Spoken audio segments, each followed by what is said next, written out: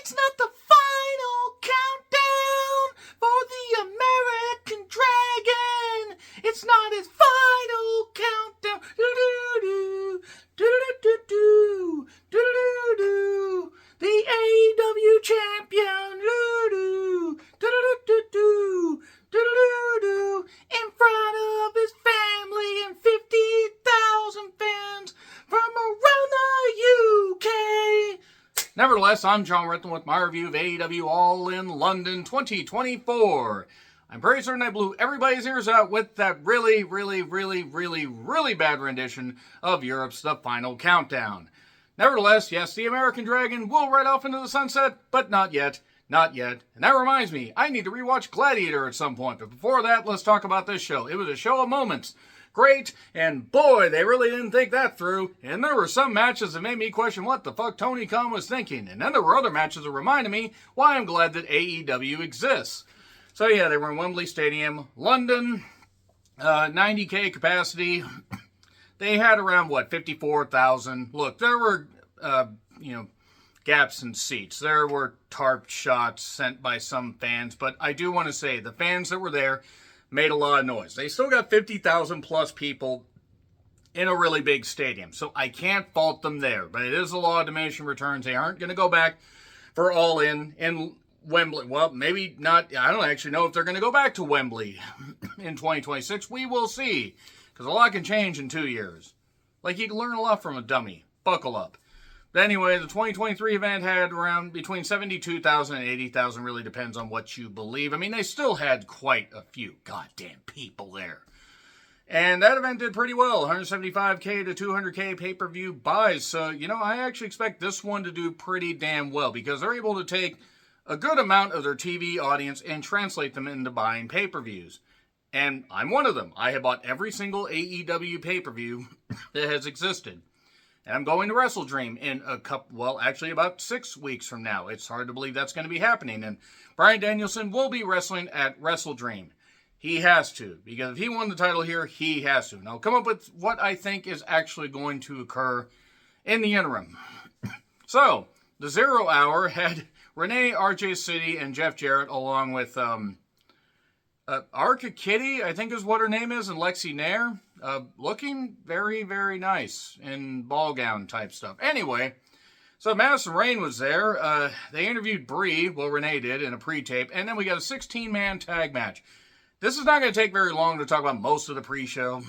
A 16-man tag. Look, I get they want to include people on the goddamn show. And they have a 2-hour pre-show. And they wanted to get people on there. This is strictly about getting home country people a big pop. You had Jay Lethal, Giant Silva Jr., you had Anthony Monster Ogogo, you had Ari Daivari, you had Private Party, Silver and Reynolds, you had Tommy Billington on the other side, you had Kip Sabian, Rocky Romero, you had Kyle Fletcher, you had Leo Rush, you had Action Andretti, and you had Top Flight. Okay, the commentary is by Excalibur Shivani and Matt Menard, who has to be one of the worst wrestlers turned commentators I have ever fucking heard. He has enthusiasm, but he has the wrong kind of goddamn enthusiasm. And Callis joined for this because Fletcher is there, and he's been impressed by some people in this match as well. Just whatever. They had a visual of Leo Rush and Giant Silva Jr., Satnam Singh, standing, eye to eye, or in Leo's case, standing about crotch level there because he's the size of a gnat. This is a mess. People were just standing around at points, and Dante pinned Daivari. There you are. It was a mess, but you know what? People got to be on the card, so I really can't fault that. I'm not saying it was a good match, but I get why they put it there. So, they're going to go to Australia for Grand Slam. That is in February 2025, and that is at Suncorp Stadium. That is a 52,500 seat capacity arena. Stadium, whatever. I do really hope that they can get a good-sized crowd in there. They promote it right, they actually might be able to. The one time. So, Stokely came out on a Remember the Time bed set. I am actually amazed they got that in child size, which would be fitting considering the artist that did Remember the Time. Moving on from that, Statlander Stokely took on Willow and Tomohiro Ishii. This is what they've reduced Ishii to. I mean, the crowd loved Willow. They loved Willow, loved Willow, loved Willow. It built to Ishii and Stokely. We got a spine buster to Ishii, but then he popped right back up. Stokely played his role well, and he got pinned by Ishii. It was what it was. It wasn't great, but the crowd loved it. So, we have Tony Khan, Tony Schiavone, and Martha Hart to wish everybody good luck, especially the Owen Hart Tournament Cup winners. So, Forbidden Door 2025 is going to take the place of All In, and they are in London. They didn't say where. I'm guessing the O2 Arena, which is a pretty popular venue. Are there any other smaller stadiums that they could run in London or in the environs? Let me know in the comments. So, and by the way, that's going to be interesting because the G1 will be over by that point, so maybe they might actually be able to get some talents on the show that will be motivated. And maybe some that aren't so broken down.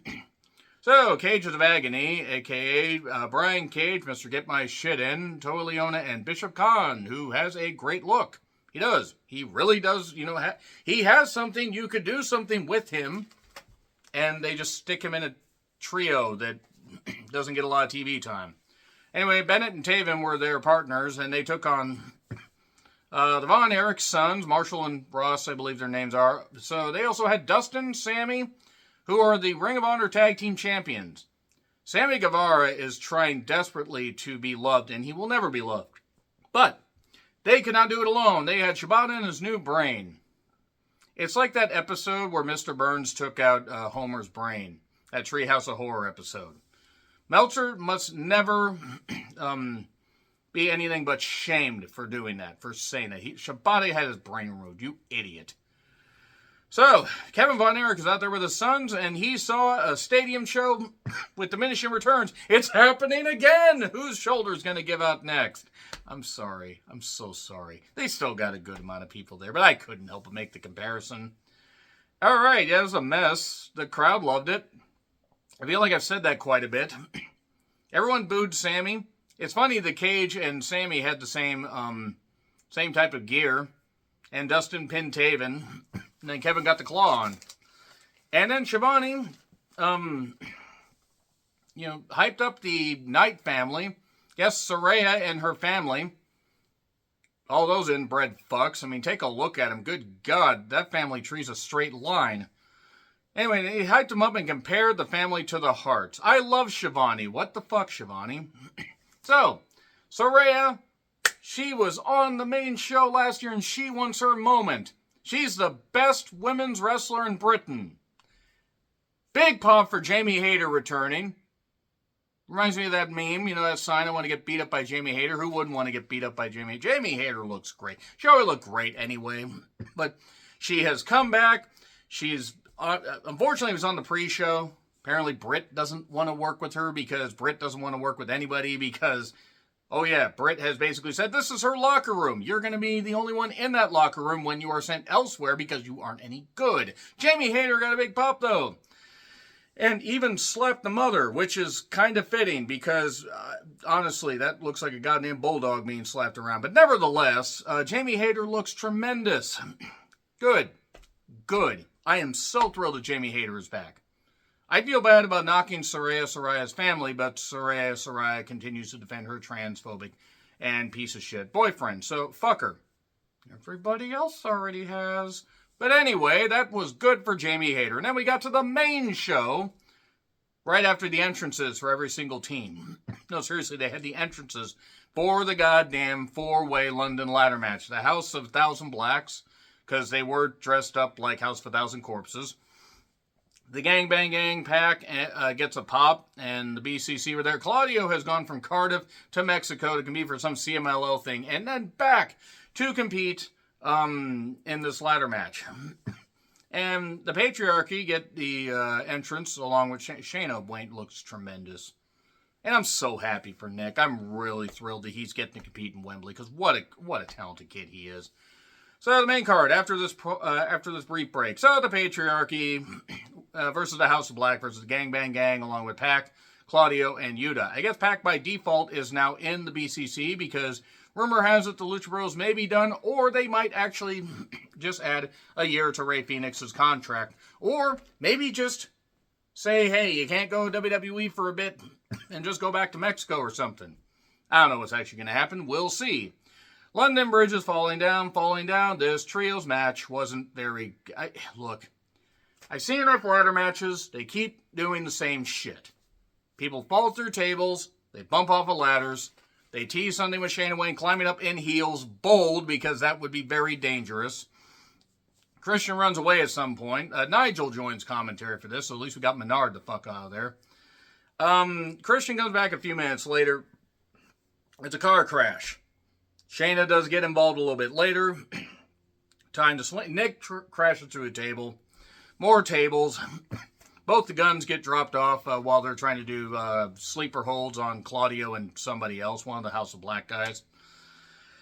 And then a destroyer by Nick going out through the ropes, doing a dive through a table. Because why not?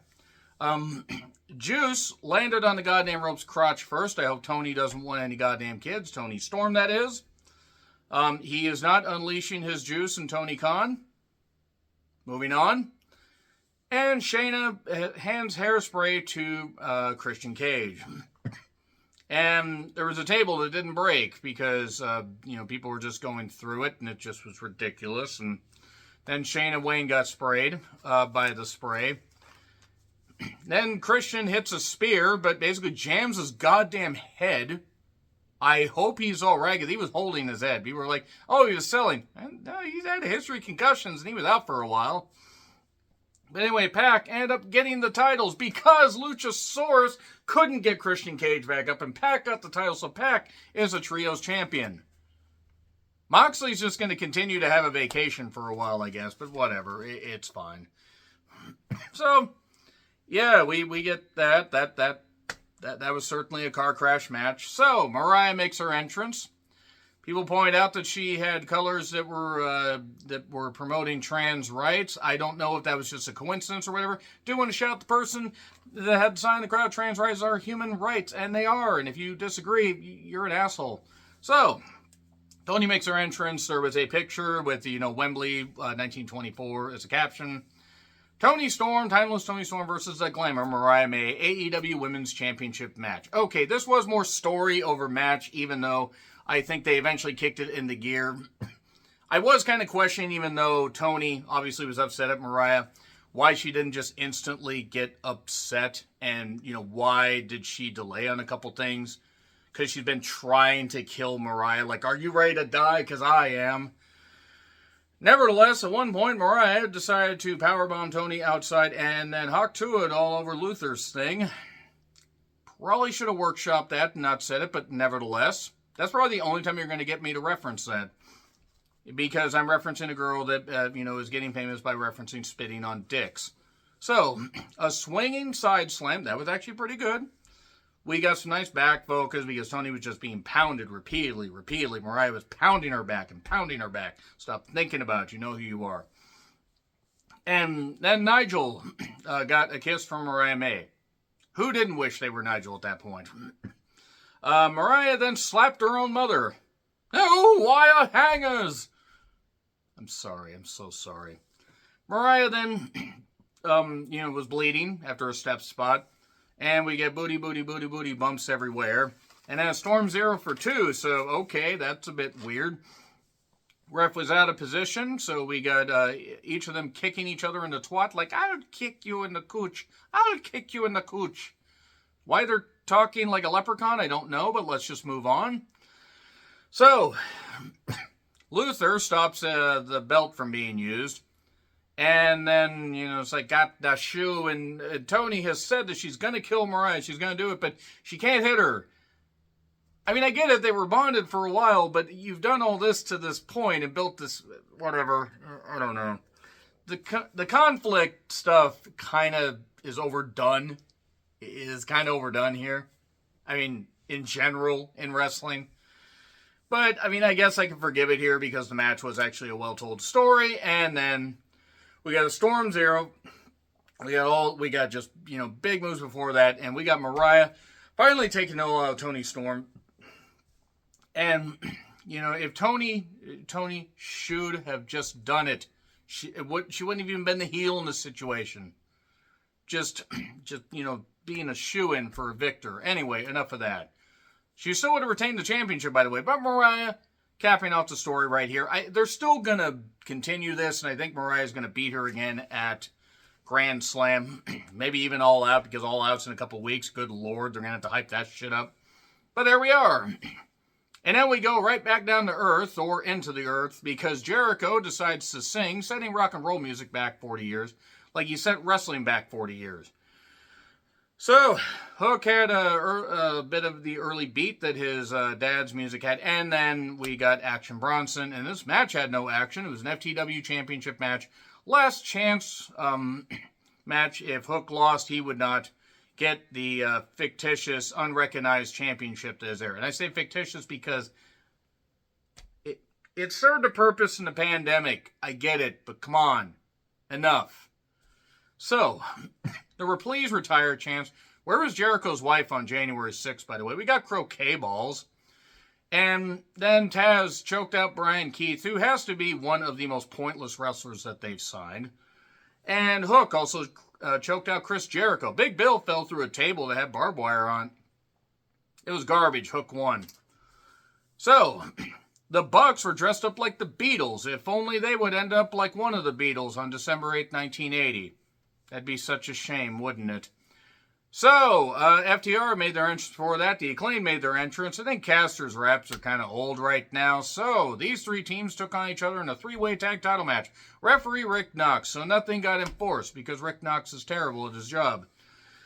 So, I had to feed the producer at this point. I also had to go do a little bit of chores around the house and also take out the trash, which is what I did. And I came back and the Bucks were doing the same damn thing. Because the Bucks can't do anything better. They can't wrestle. They can't work. They're terrible at what they do. They're not terrible at taking Tony Khan's money.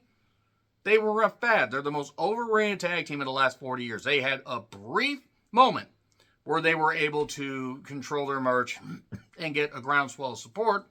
They meant nothing in New Japan. When they tried to face off against actual tag teams, legit, heavyweight tag teams, they looked like jokes. Billy took a bump for the goddamn Bucks at one point. And then basically, the Bucks won. The Bucks goddamn won. I think, did Dax get pinned? I think Dax got pinned. It doesn't fucking matter because it's pointless. This tag division is dead. The grizzled hung veteran, soon to be rectimized, showed up. That is an old reference to my NXT and WWE reviews. They showed up and stared down the Bucks and then attacked FTR. I mean, whatever. At least they're not in the dyad anymore. They're at least allowed to be themselves. So the Casino Gala Battle Royal for a future AEW World Title shot is up now. Darby has a world title shot after winning Royal Rampage. And then, so basically, Cassidy was the number one entrant. And the idea is you can pin an opponent before any of the other entrants are out there and get the victory. And it's by pinfall or submission, not over the top rope. So it's not really a fucking battle royal, but whatever, it's fine. Because battle royals are over the top rope to the floor. Cassidy number one, Okada number two. Okada went from winning 4 G1s to wrestling. He's a joke. Okada's been made into a joke. Cassidy is a joke. I thought he was a joke since the Double or Nothing 2019 Battle Royal. You can like him, fine. He's a joke to me. So, Nigel McGuinness showed up at number 3 and the internet exploded. I think he's going to get a match with Danielson just before, he's probably going to get it all out if we're being perfectly honest. And that's good because they build up this thing. It would be a nice way to get this little, blood feud that has been built for a while. It was supposed to happen all in last year. But O'Reilly showed up at number 4. No one really cared, not even his immediate family. And that's terrible because O'Reilly is a great wrestler, but nobody has cared about him since before he got injured because he hasn't been booked well. It's not even his fault. ZSJ at number 5. G1 winner. He faced off against Okada. Roderick Strong at number 6. Jay Briscoe at... Mark Briscoe. God damn it. Mark Briscoe. God damn it.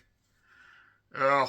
I thought it was Jay White for a second when I heard, a brief, bit of the music. I don't know why. I was sleep deprived. But anyway... So people just disappeared. Some empty-headed cowboy shit man showed up. At number 8, it's Hangman TA. Ricochet showed up at number 10 after Jarrett showed up at number 9. So Ricochet is all elite. He got a big pop. He got to show off doing his shit. That's good. Christian Cage showed up at number 11 or 12. I was starting to lose track of the entrance at this point because I was starting to not care. So, Lucha Switch came out at number 12. But he came out to Luchasaurus music and then he helped Christian Cage win. Which, I'm going to say right now, this is what's going to happen. Because Danielson won, everybody knows that.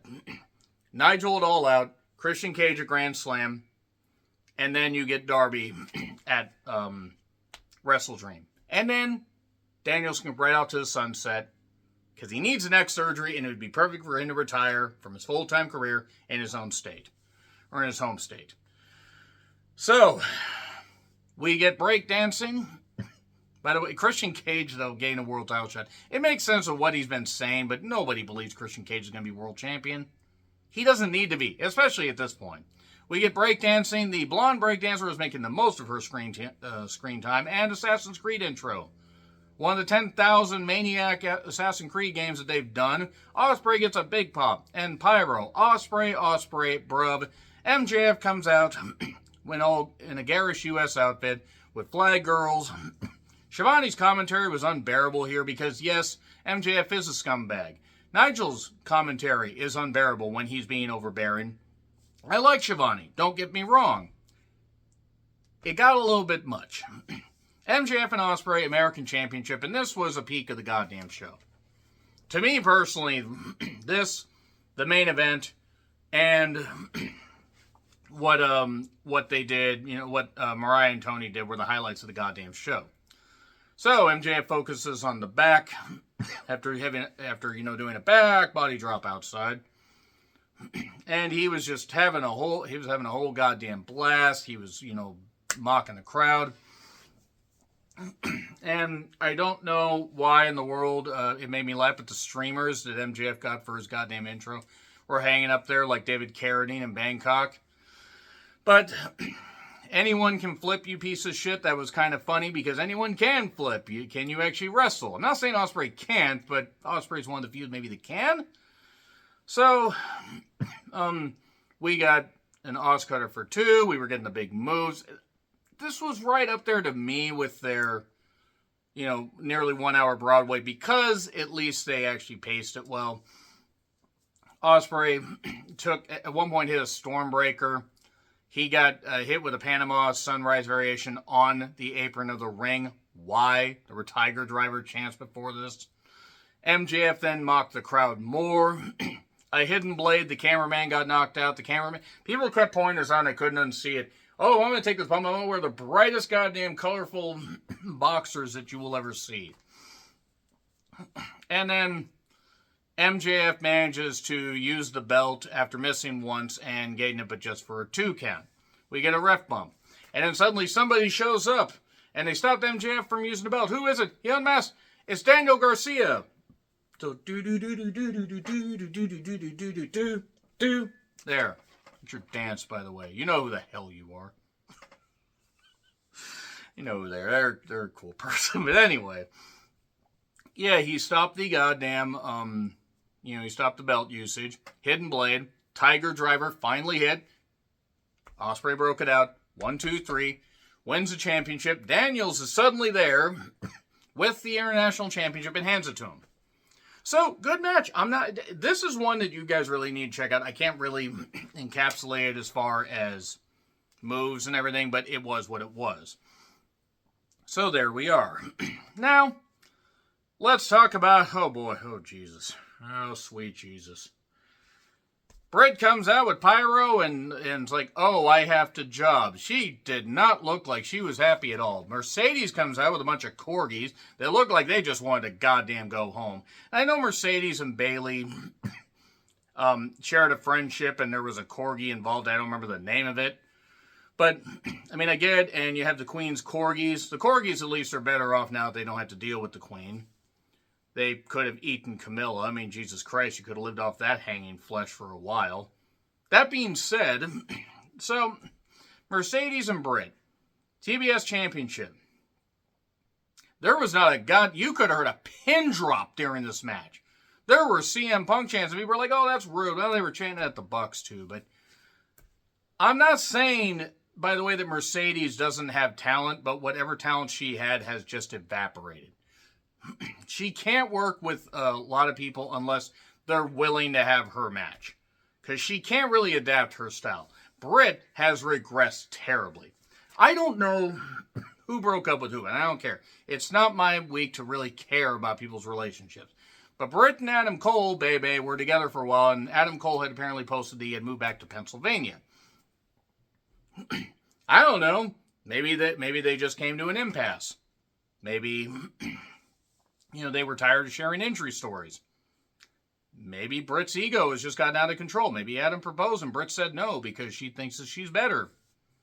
I don't know. I mean, I'd be willing to almost put the blame on Britt, because I'll put the blame on Britt for this match. And Mercedes, neither of these women are worth a fraction of what Tony Khan is paying them. This was embarrassing. This went on for 17 and a half minutes. With the entrances, that's like 22 minutes. There was the Panama Sunrise by Britt. How dare you? Adam Cole could be dead and still wrestle better than you. So, at one point, I do admit the Eddie spot tossing the belt to Camille got me. I do admit that popped me. But then we got the Moneymaker hit 1, 2, 3. This was a garbage match. A real garbage match. So, we then have Jack Perry makes his entrance. And Jack Perry is fetch, by the way, because it's never going to happen. It's not going to fucking happen. So it's Darby with thumbtacks all over his face. We have such sights to show you. And I wish that the cameraman had lost his goddamn, ability to film this thing. I think that this match made people lose their sight, at least temporarily, because this was bad. It was a coffin match for the TNT Championship. There was broken glass everywhere, and they mentioned, Jack Perry isn't the first time he's gone through broken glass at Wembley. Yeah, and the last time he did that, it cost Tony Khan his biggest goddamn star, because Tony Khan can't be a big fucking boss. And also, now he can draw more money for the company by not even wrestling. And he can't even put more than 6,000 to 7,000 people in most arenas when they hold 2 to 3 times that. For every 1 step forward this company takes, 2 steps back, at least 3 steps back. And it's frustrating because there is talent here. Darby, who is willing to basically die in the ring. I think he wants to die in the ring.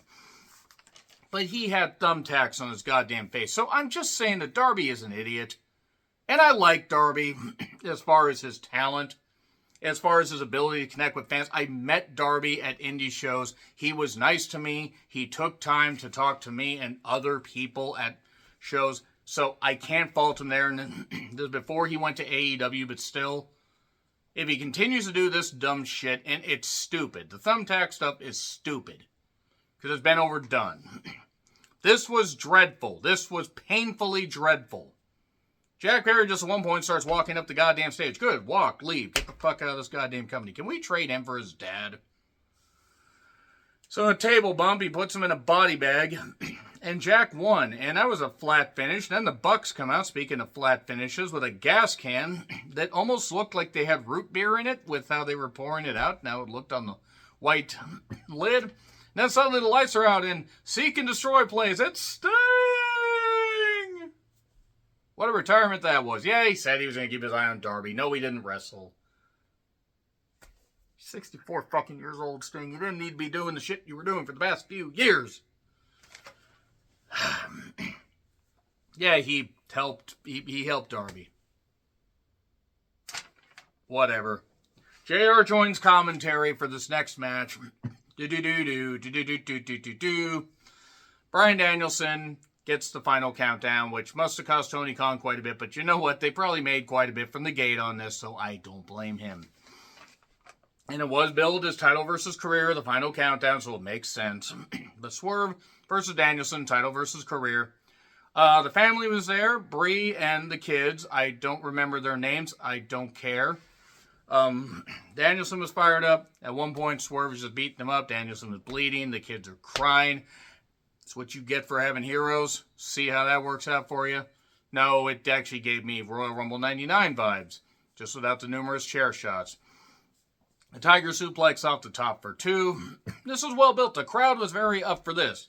More so than they were for the last couple matches. They were up for Sting, but nevertheless. So, a Gringo Killer, or a Cop Killer, I think is actually what they called Swerve using it.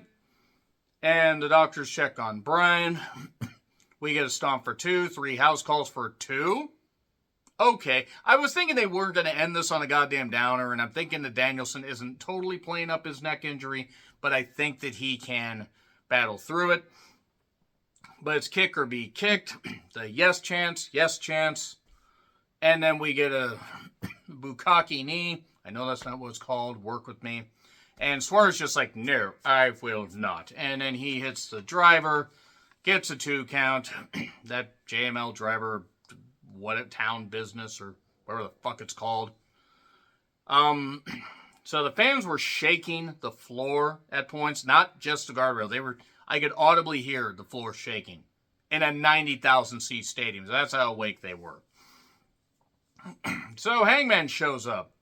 This makes sense as to why they did it, because they have to really jumpstart this thing it all out. Security gets him out, but they had him. 1 Bukkake knee, 1, 2, kick out. No, you had them. Yes, they popped for the finish. Yes, they did, but they had them. You could have, Swerve could have said that I want one more shot, and then Hangman could have really cost him and caused a DQ and then go off in a different direction or something. But god damn it. That being said, we got another knee. And then another knee, and then a label lock, and then he snapped Swerve's fingers. He violently fingered him and tapped him out. Okay, so Danielson got the victory. Big pop, celebrates with his family, and then the pay-per-view pretty much goes off the air because they can't manage their goddamn time. But, big moment. So, Mariah May champion. Danielson champion. Good. There were other... Ospreay is a new champion. There were moments on this show that worked. I'm not upset that I spent $50 on this because I live in the U.S., but they need quality control. And I don't know what state their business is going to be in by, the Texas Stadium show, or the Rangers Stadium show, rather, in July, so just under a year. They need to really re-rack and redo some stuff and not necessarily sign more big people. They got to work hard to short things up. There were moments on this show that they can build on, but there were things that they could have avoided on this show that they refused to. So that being said, let me know your thoughts in the comments. Like, share, subscribe, Twitter handle in the description. I'm John Rickland. I'll see you soon.